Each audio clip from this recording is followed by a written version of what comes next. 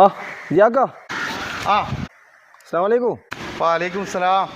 എന്തുണ്ടാ നിന്നൊന്നും കണ്ടിടുന്നില്ലല്ലോ. ഇല്ല സാർ വീട്ടിൽ തന്നെ ഉണ്ട്, കുറച്ച് തിരക്കിലായി ഉണ്ടാ. എന്തുണ്ട് സുഖം തന്നെയാ? ഷെബിതേ, തൽക്കാലം എൻ്റെ സുഖം എടുക്കട്ട്.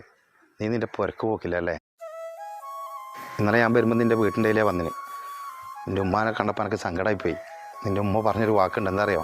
എൻ്റെ മോൻ ഈ ഭാഗത്ത് വരുത്തില്ല. കെട്ടിയ പെണ്ണിൻ്റെ വാക്ക് കേട്ടിട്ട് പ്രസവിച്ച ഉമ്മാനെ തിരിഞ്ഞു നോക്കാത്ത നീ എൻ്റെ സുഖം അറിയാൻ നിൽക്കണ്ട കേട്ടാ.